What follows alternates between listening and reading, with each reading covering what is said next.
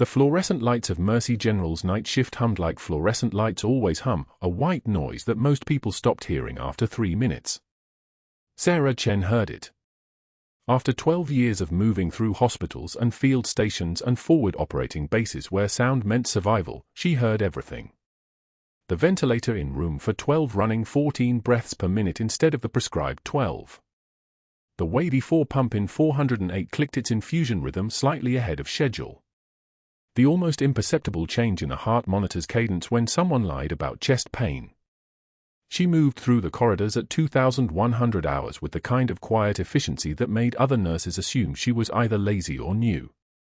Neither was true. Her name was Sarah Chen.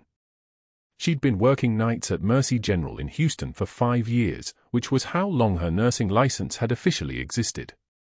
The other 12 years, the ones that mattered, belonged to someone else, someone the government had erased so thoroughly that her name no longer appeared in any searchable database, her deployment redacted to black ink, her rank classified to a level that required a Pentagon briefing to even discuss. In her locker, next to the scrubs folded in hospital standard thirds, sat a photograph of her 14-year-old daughter Emma, grinning with the particular joy of someone who thought their parent was just a regular nurse. Emma had no idea that her mother kept a faded unit patch sewn into the lining of her jacket, a scrap of fabric from 3rd Battalion, 5th Marines, Helmand Province, the only physical proof that Senior Chief Petty Officer Sarah Chen had carried 7 wounded men 3 miles through Taliban fire on a night that never made the official casualty reports. The night shift at Mercy General started like it always started: vital signs, medication reconciliation, the rhythmic choreography of keeping broken bodies stable until the day shift arrived. Sarah had done this in war. She could do this in Houston. She had done this in war, which meant she could see things that other nurses missed, like the way Dr. Marcus Sterling's eyes tracked her movement through the medication dispensary, or the way his fingers moved across his phone screen with the practiced ease of someone accustomed to giving orders that would be obeyed. Sterling was the kind of doctor who wore his privilege like cologne. His watch cost more than Sarah's monthly rent. His shoes had been polished by someone else's hands. His presence in the hallway created a kind of atmospheric pressure change, the way air pressure drops before a storm. The other nurses deferred to him automatically, which was the only reason he'd lasted this long. Sarah didn't defer to anyone anymore. She'd stopped deferring around year 7 of her first deployment. She noticed the first inconsistency at 2,230 hours while restocking the supply room. The inventory log showed 17 boxes of sterile surgical kits delivered on Tuesday from MedSupply Corporation. The shelving unit held 9.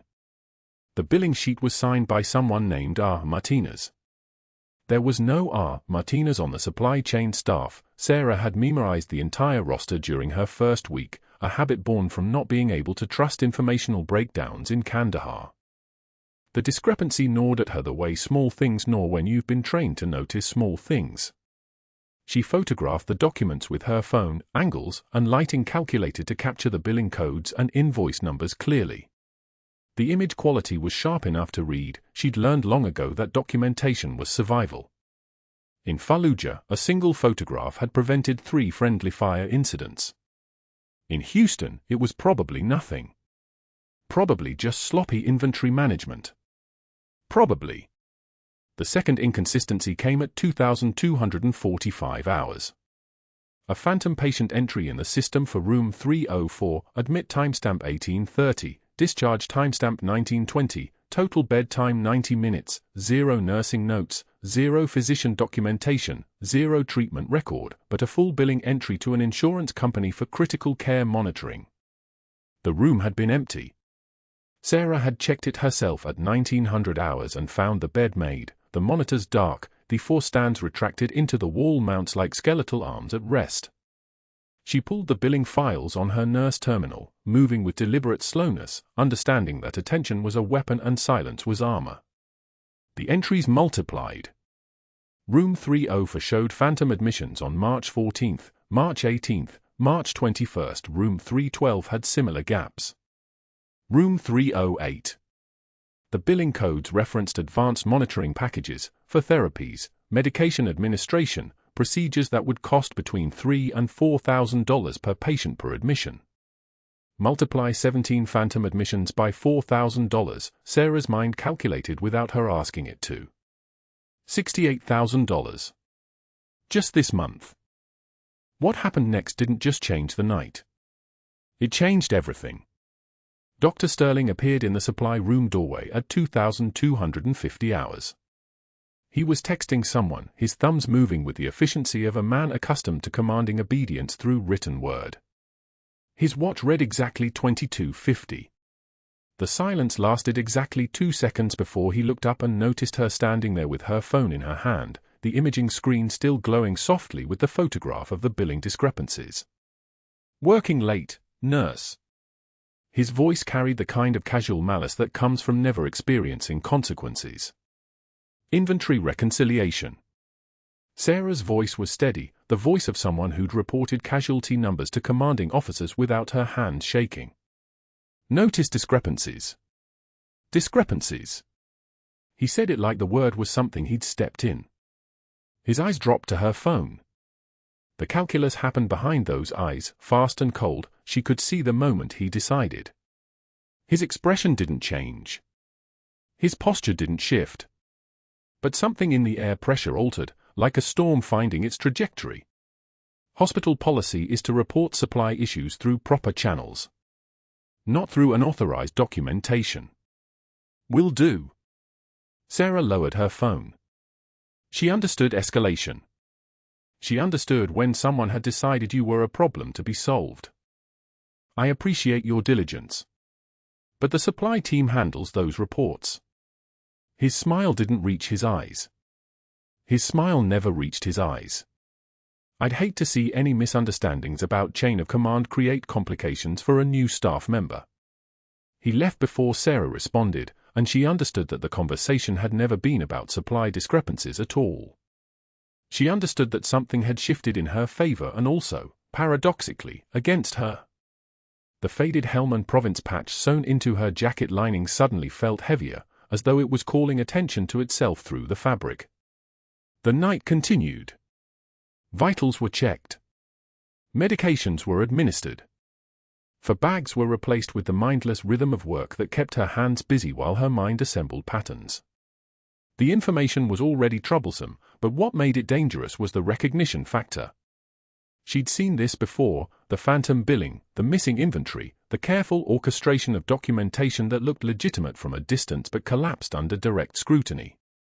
In Kandahar, it had been medical supplies diverted to black market sales. In a detention facility outside Baghdad, it had been medication records falsified to hide prisoner treatment violations. Everywhere she'd served, there were always people who saw systems as personal opportunity.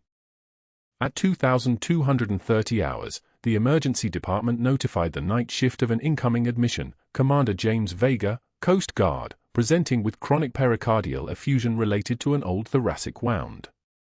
ETA 15 minutes. Sarah felt her hand still.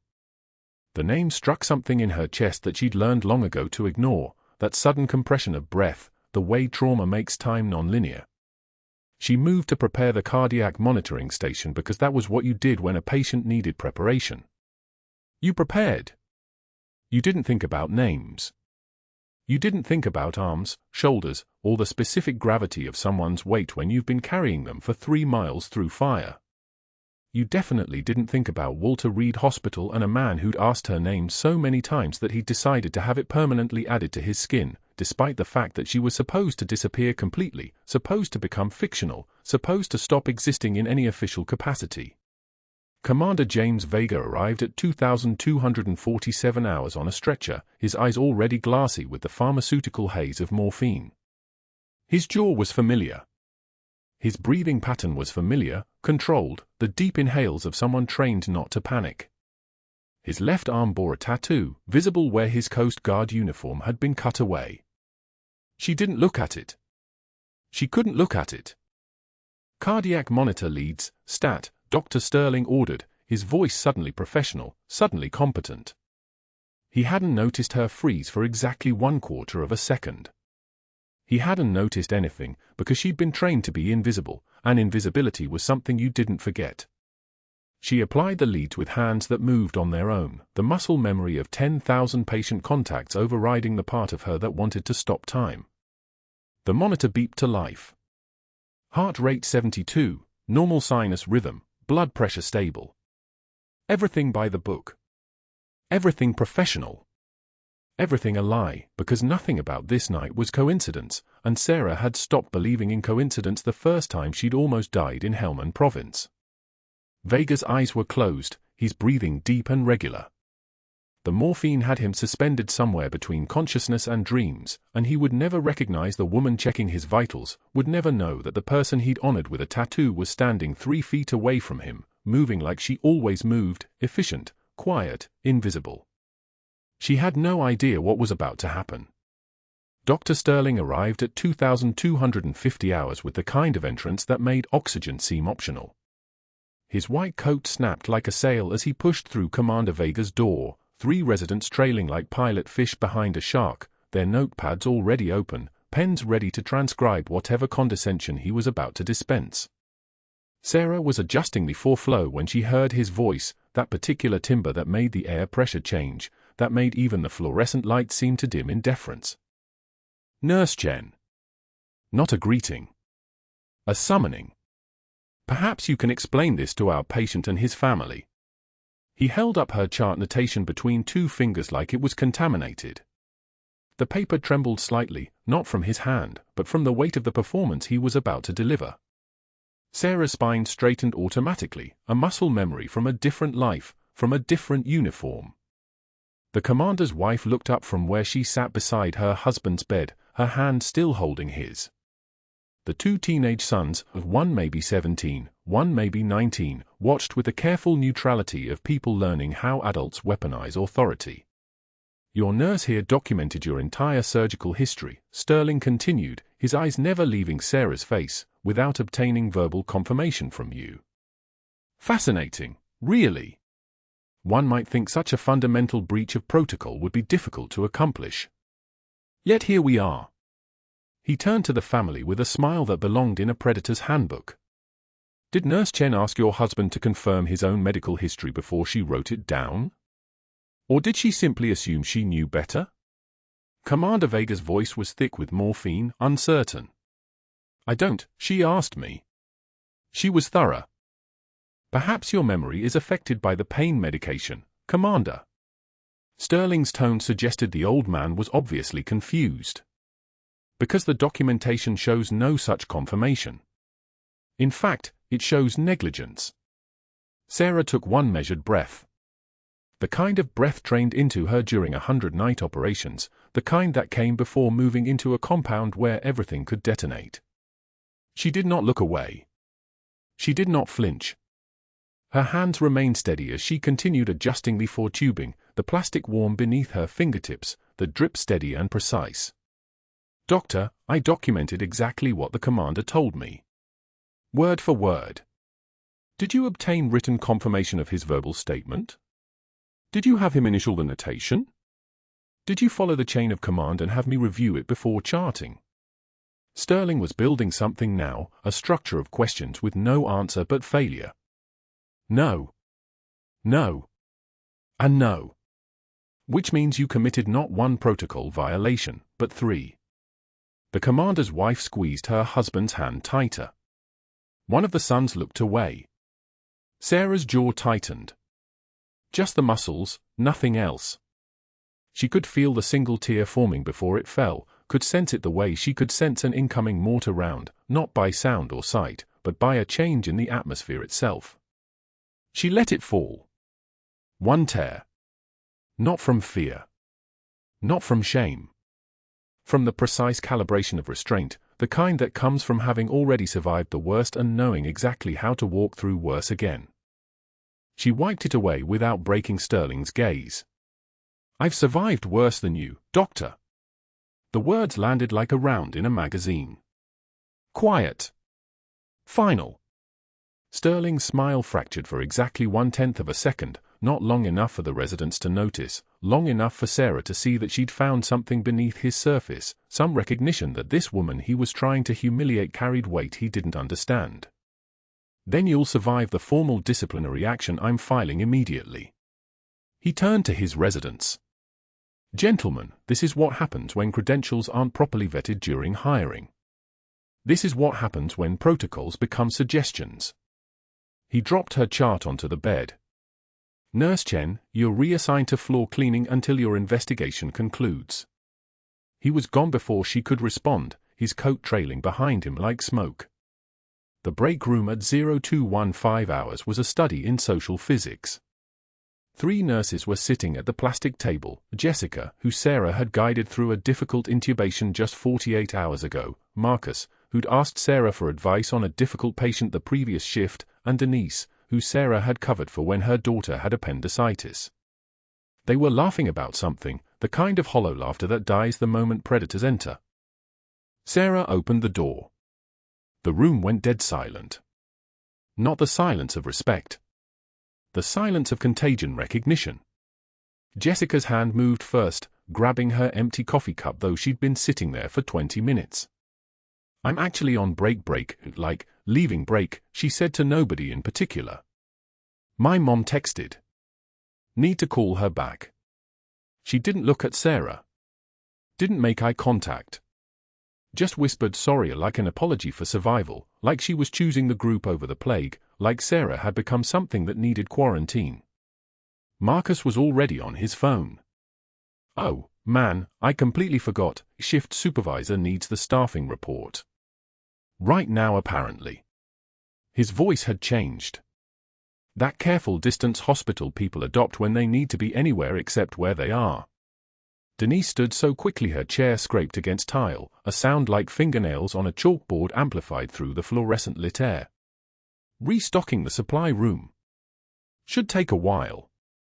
3 of them, 3 separate trajectories, 3 exit vectors that conspired to leave Sarah at a plastic table with a homemade sandwich she'd made 16 hours ago when she still believed in continuity. She sat anyway. She opened the plastic container. The sandwich was turkey and mustard on wheat bread, made in her apartment when the world still had recognizable rules. She didn't eat it. She watched the bread slowly compress under its own weight, watched the mustard oxidize at the edges, watched the empty chairs arranged around her like a verdict. Her phone buzzed at 02 for 5 hours. Not a message. An alert. The cardiac monitor 3 floors down was alarming, a sound she heard through the ceiling, through the walls, through whatever infrastructure separated the break room from the place where people fought to stay alive. She was on her feet before the thought completed. The nurses' station was erupting in the particular chaos of code activation, a controlled panic, urgent voices, the hiss of compressed air from oxygen bottles being cracked. Sarah moved through it without thinking, without permission, following the sound the way animals follow water in a drought. Commander Vega's room was 3 doors from the elevator. She reached his bedside at the same moment Dr. Sterling arrived, and what she saw in that room would matter more than everything Sterling had said in the family's presence combined. The commander's jugular veins were distended like ropes pulling against the surface of his neck. His lips were taking on a dusky blue. His blood pressure, she could hear the nurse calling it, 70/40 and dropping, was the sound of a heart being crushed by fluid instead of beating against it. Cardiac tamponade. The same complication she'd managed 5 years ago in a compound that didn't exist on any map, with equipment she'd jury-rigged from a field medical pouch and prayer. "Get that ultrasound cart," Sarah said, already moving. "And draw up 40 cubic centimeter syringes with 14-gauge needles. We need an immediate pericardiocentesis or he arrests within." Sterling's hand closed over hers on the cart. His grip was firm. His voice was ice. "That's not your call, nurse nobody. We'll wait for the cardiologist." Sarah looked at the commander's face. Looked at the way his wife had risen from her chair, the way his sons had stepped forward with the helplessness of people watching drowning in real time. Looked at the monitor, 65/32. The clock on the wall, 02 for 6 hours. "Cardiologist is 40 minutes out," she said. "He has 8 minutes. Maybe less." Sterling turned to the 3 attending physicians who'd materialized in the doorway like they could sense a lawsuit forming. Dr. Rashad took one look at the commander's chart and began backing toward the exit. I'm not comfortable with this case given the documentation gaps. Dr. Kim was already shaking her head. Coast Guard? Federal patient? There could be implications if something goes wrong. Dr. Patel's hand found the door handle. My malpractice specifically excludes military cases. 3 physicians. 3 exits. A room full of people watching a man turn grey. Sterling's smile was smooth authority. We're following proper protocols, Mrs. Vega.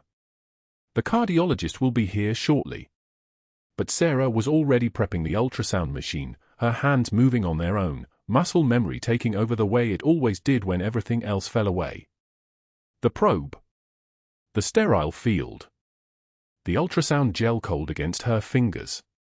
She could see it clearly on the screen, the pericardial sac distended like an overinflated balloon, fluid compressing the heart chamber, the cardiac function deteriorating with every beat.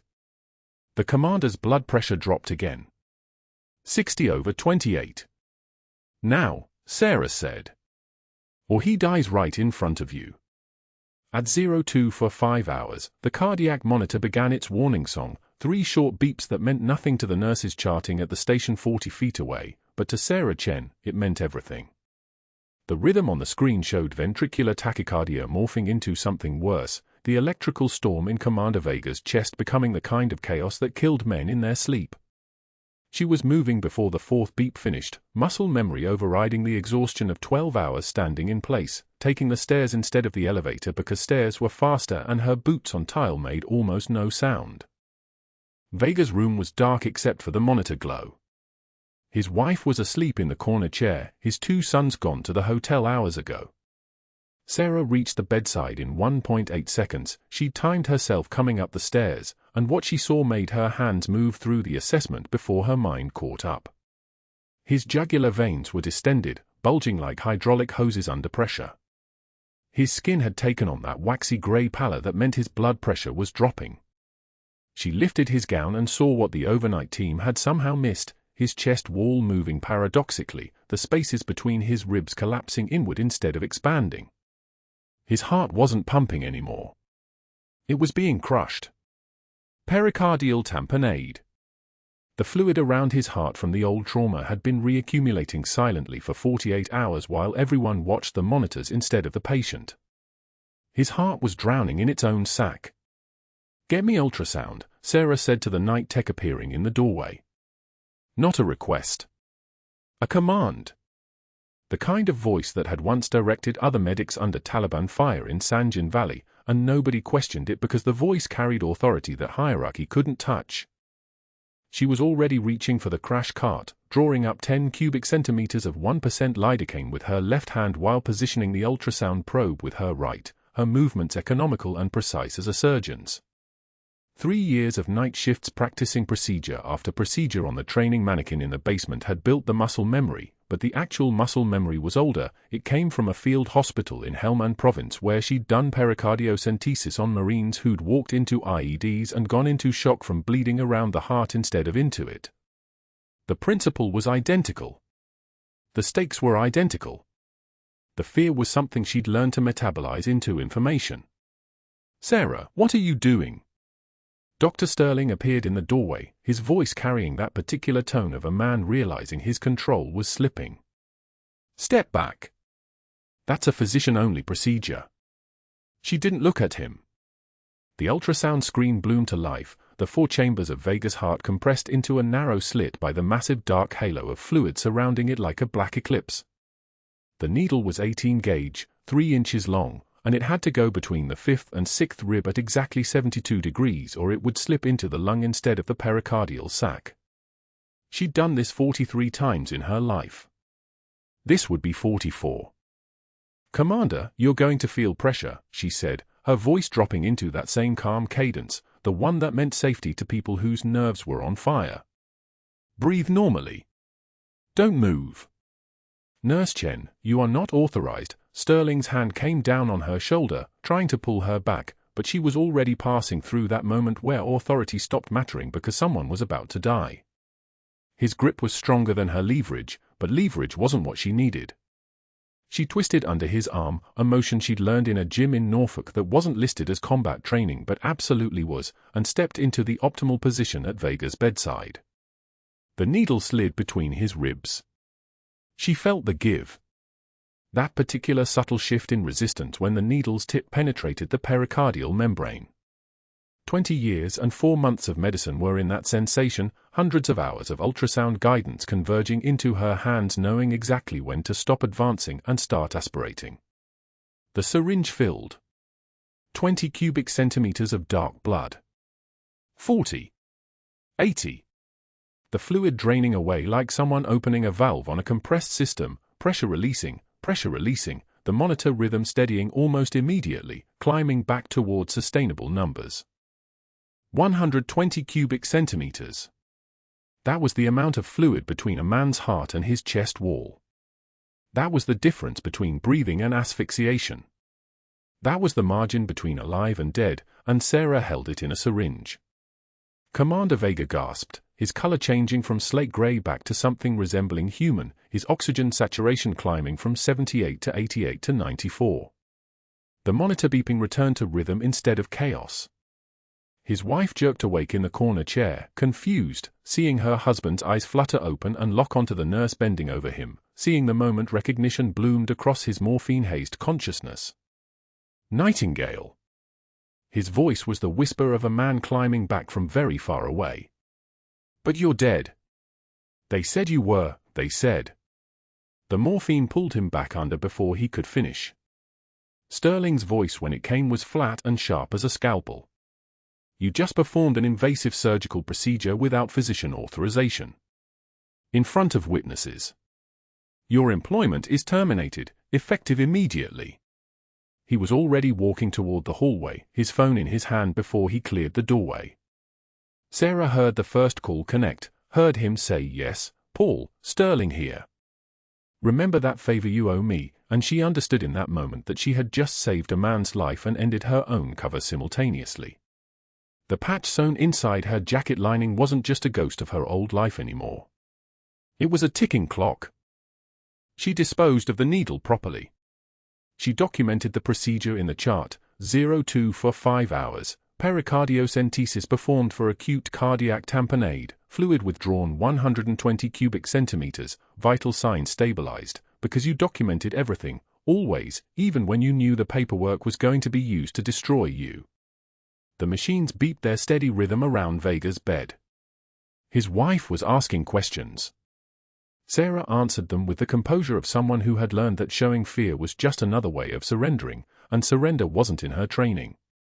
By the time she left the room at 0315, Dr. Sterling had made the second call. The state nursing board received notice of credential fraud. The third call went to someone named Richard, run a deep background check, Sarah Chen, Houston area. Something's wrong with her references and I need ammunition. At 0600 hours, Hospital Board President Walter Hutchins arrived at Mercy General specifically to discuss the rogue nurse situation. At 0630, investigator Patricia Moss from the State Nursing Board was pulling personnel files.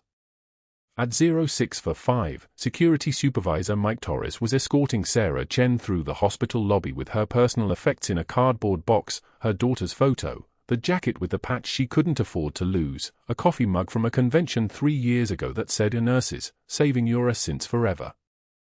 She set the box down in her car and didn't cry. The rain hammering the parking lot like applause was enough sound for her to not hear anything else, which was the point.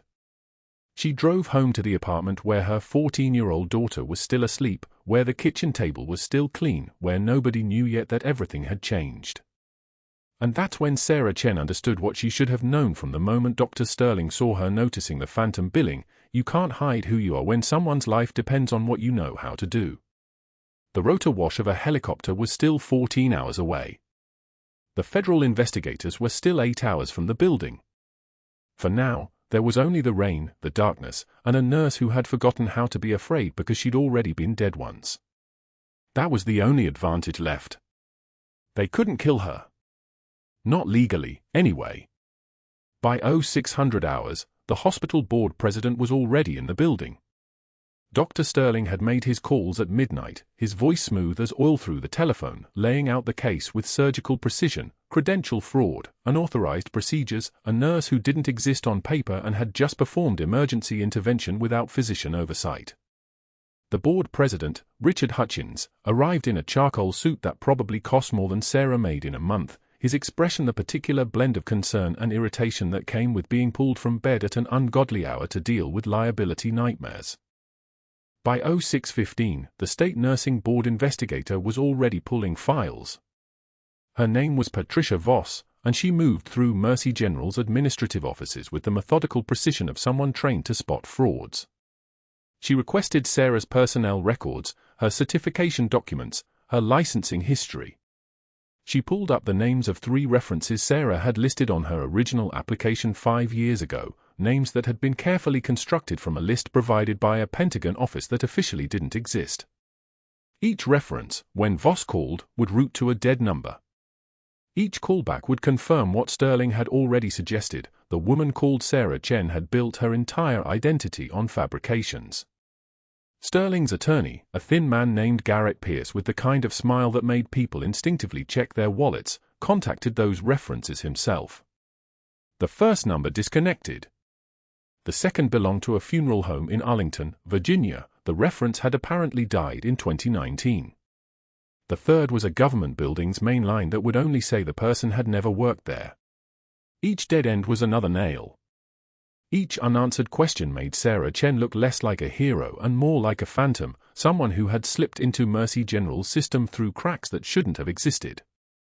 The paperwork was being prepared before dawn broke. Termination for gross insubordination. Termination for unauthorized medical procedures performed outside her scope of practice. Termination pending investigation into fraudulent credentials. The language was legal and cold, each sentence another brick in a wall that had been built with Sterling's methodical competence, not rage, not desperation, but the careful architecture of a man who had planned this removal weeks in advance and was simply executing the final phases. Security arrived at 06 for 5 hours.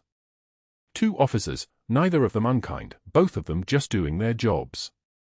They escorted Sarah from the unit where she'd worked for 5 years, where she'd held hands during deaths and celebrated recoveries that most of the staff would never know she'd made possible.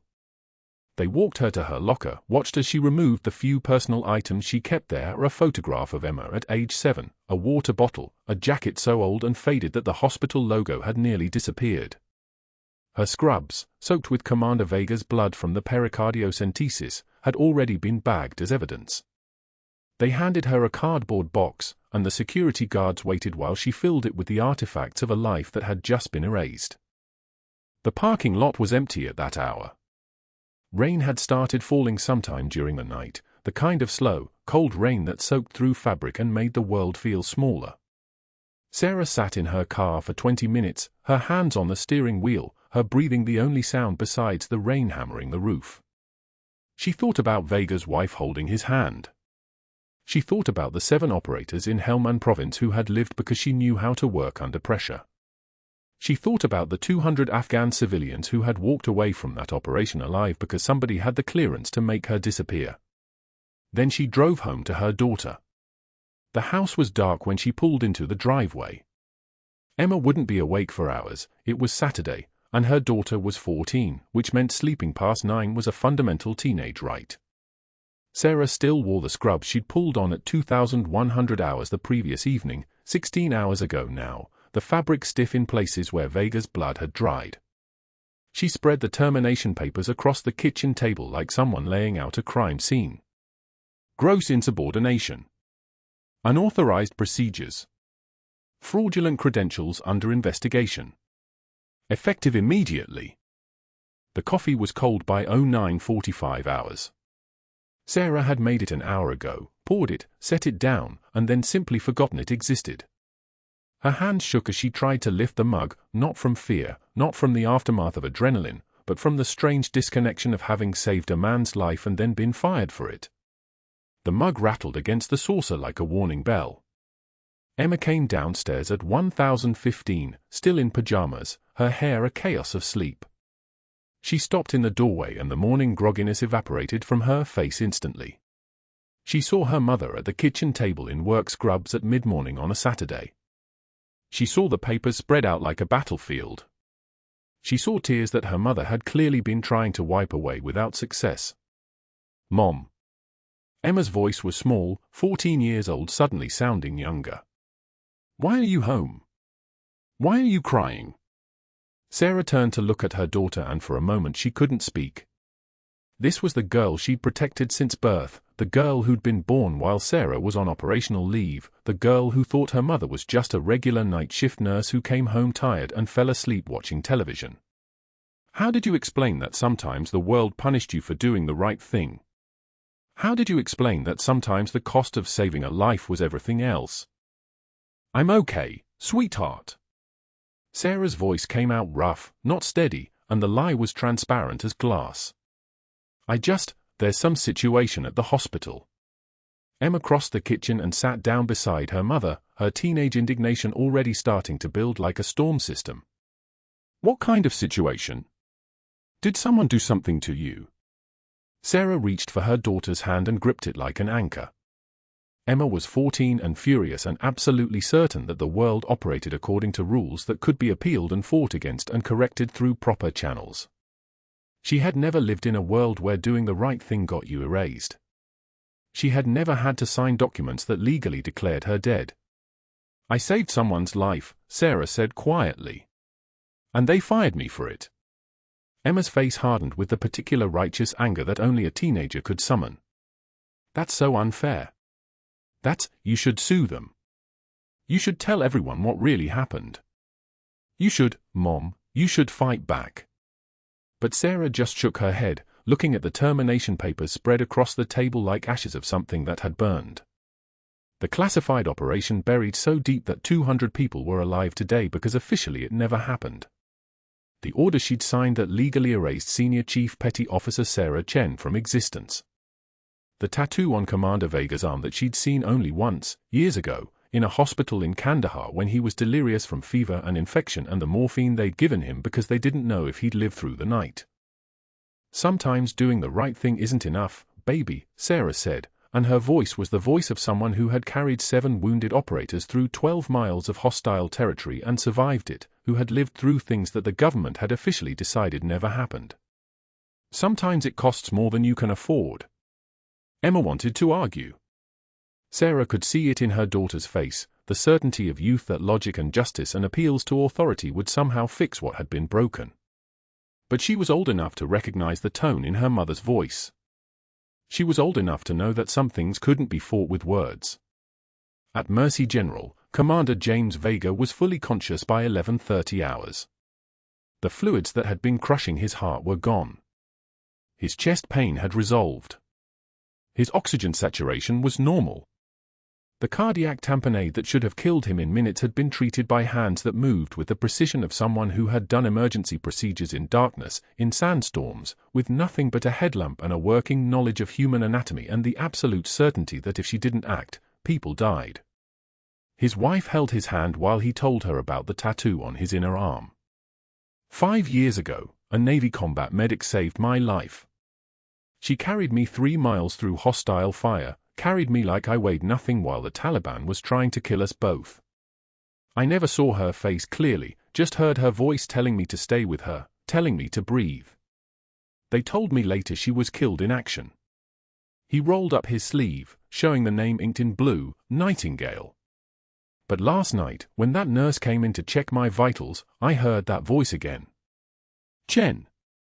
Her name was Chen. She moved like an operator, talked like an operator.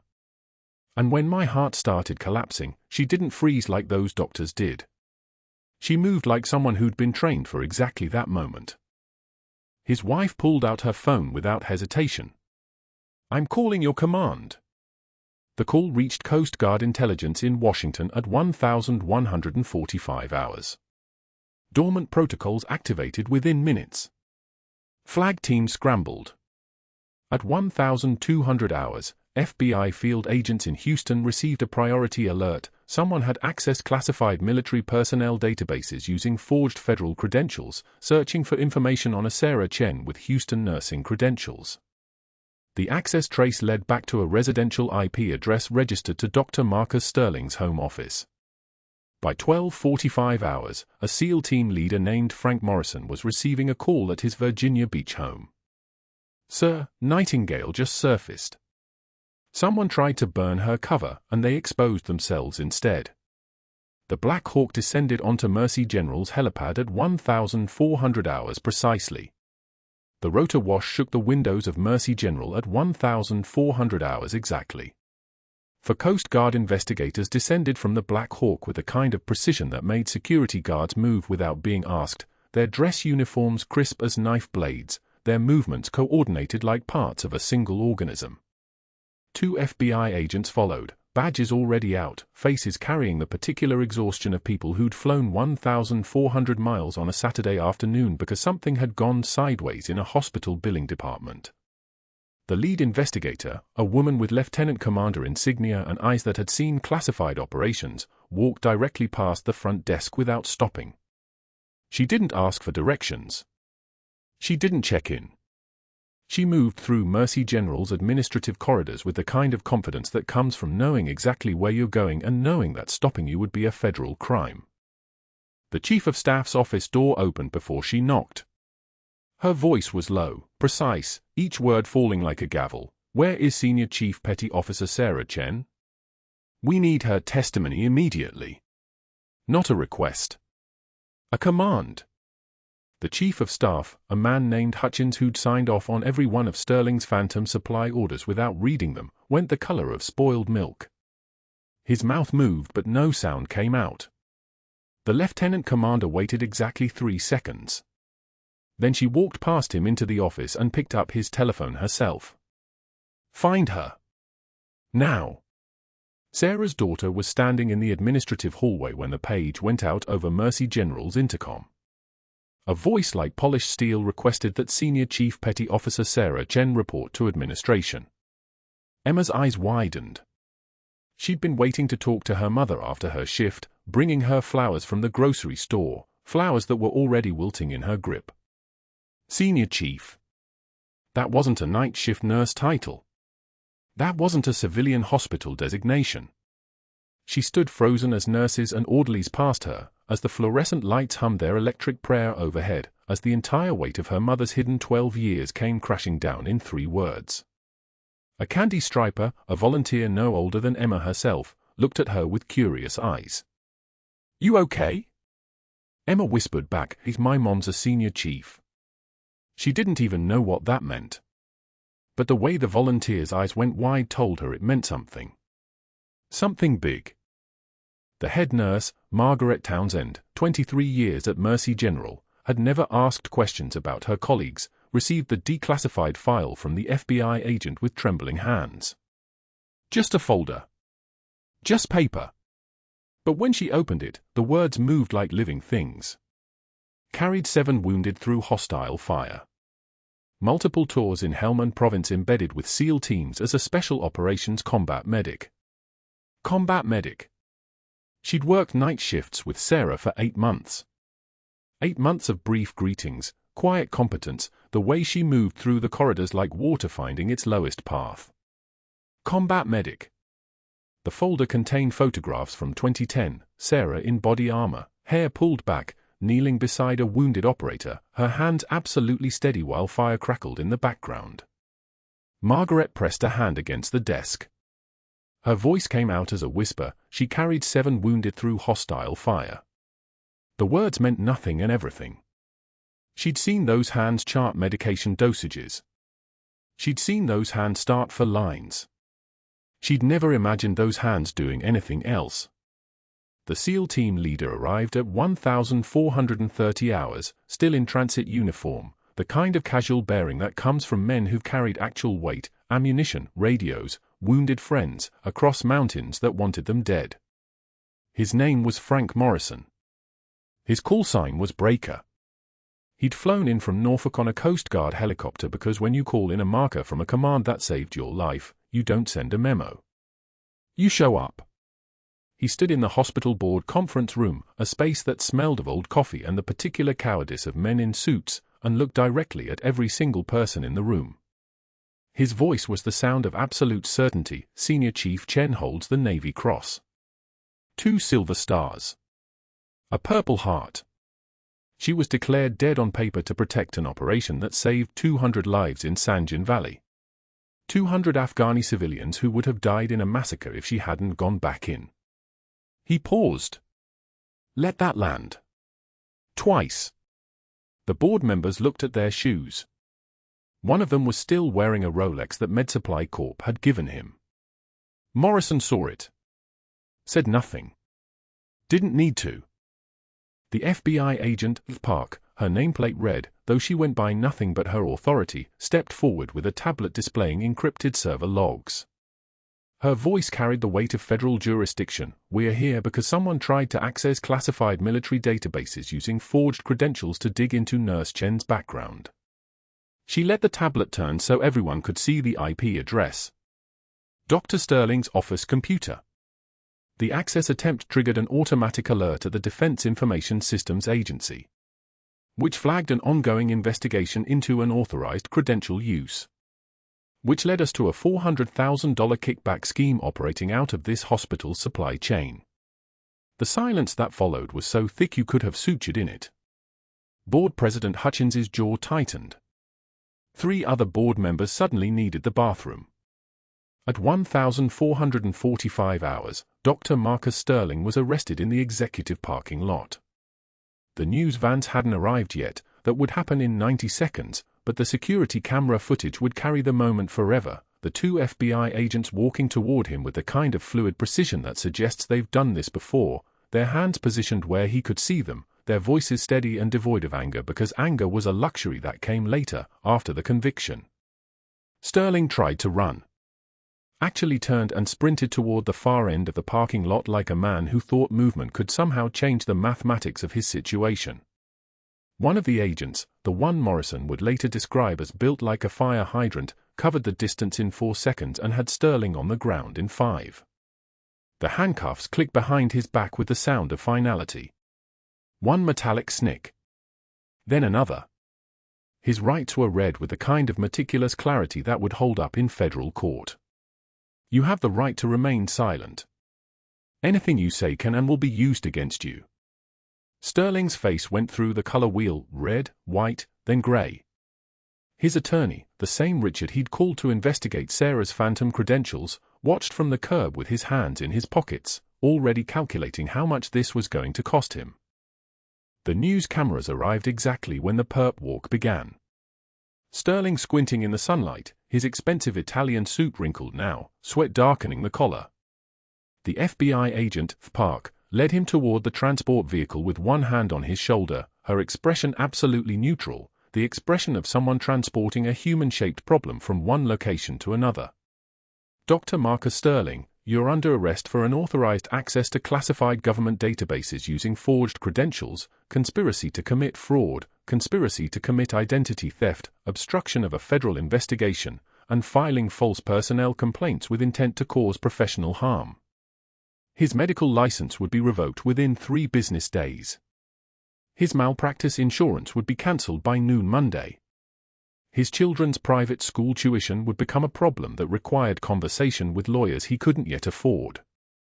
Commander James Vega stood in his hospital room in civilian clothes, the first time he'd dressed himself without assistance in a week, when Sarah walked past his doorway. His wife gripped his arm. His 2 sons, aged 7 and 9, flanked him like bodyguards. Vega's chest was still bandaged where the pericardiocentesis needle had gone in at the 5th intercostal space, the entry point still slightly tender, the memory of crushing pressure in his chest still fresh enough to taste like copper. But his eyes were clear. Morphine clear. Recognition clear. He saw her and his body moved on pure muscle memory, the kind encoded in bone rather than learned. His right arm came up in a salute so perfect it could have stopped traffic. Not a casual gesture. A full-bore naval salute, fist to heart, the kind Marines give at Arlington. His wife's eyes went wide.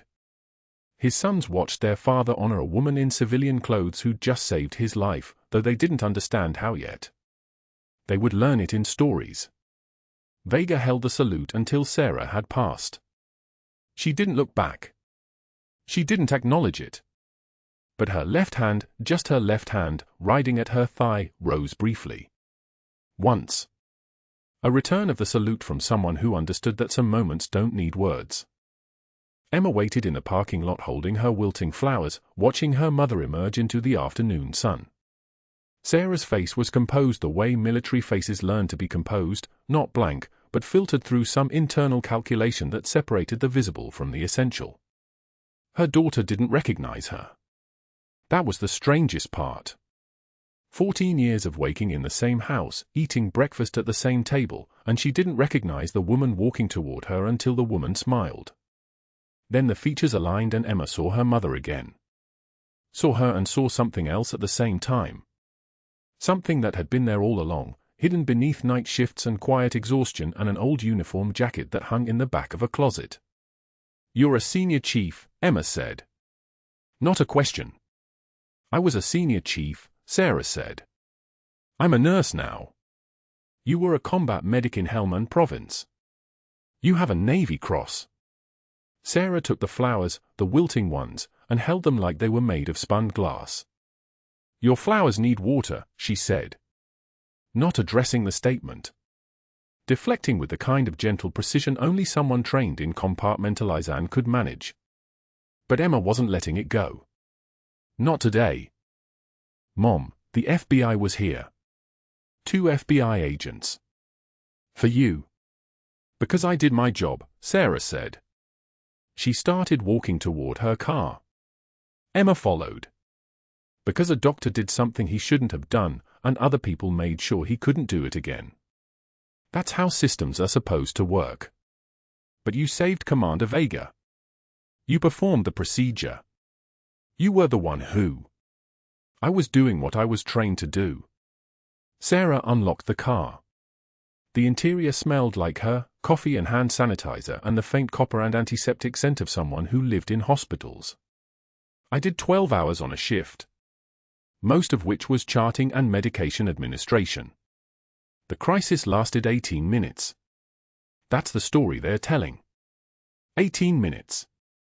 But they're not mentioning the 712 minutes before it, when I was doing paperwork and checking vitals and replacing 4 bags. That's not dramatic. That's just work." Emma climbed into the passenger seat. "The SEAL team leader said you carried wounded people through enemy fire. I was the medic. That was my job. And now?" Sarah started the engine. The air conditioning kicked on with a sound like a sigh. "Now I'm a nurse who got fired and rehired in the same day. By a hospital that just admitted it let a man's fear and greed nearly kill a patient. I can't work there anymore, Emma. Not in a system like that." Her hands gripped the steering wheel at 10 and 2. "Absolutely steady. I'm going to find somewhere else. Somewhere that understands that sometimes protocols matter less than the person in front of you." "What about your Navy Cross?" Emma whispered. "Don't you want to, put it somewhere? Frame it?" Sarah smiled. She reached over and squeezed her daughter's hand. "That's not why I earned it," she said. "And that's not how it should be framed." But that night, when Emma couldn't sleep, she found her mother's old jacket in the back of the hallway closet. She reached into the lining and felt the faded fabric stitched into place, the unit patch from Helmand Province. She held it like an artifact, like proof that the quiet woman who'd taught her to drive and helped her with calculus had once been someone else. Someone who'd carried 7 wounded people through fire. Someone the government had declared dead to protect a secret. Someone who'd walked away from a hospital that tried to destroy her and simply asked, "What's next?" She would keep that patch on her nightstand for the next 5 years, through college applications, through pre-med classes, through the day her mother would call and say, "I'm running the Special Operations Medical Training Program at the VA now." The patch would travel with her. It would sit on her desk in the medical school library. It would remind her that sometimes the bravest people are the ones who do their jobs with absolute quiet competence, who never ask for recognition, who save lives because that's what professionals do when everyone else has given up. Subscribe to this channel to see more stories about the people who carry the weight of service long after anyone remembers their names. Hit like if you would have stayed those 12 hours. Comment below, what would you have done if you recognized yourself in someone else's story? What would you sacrifice to do the right thing when no one was watching?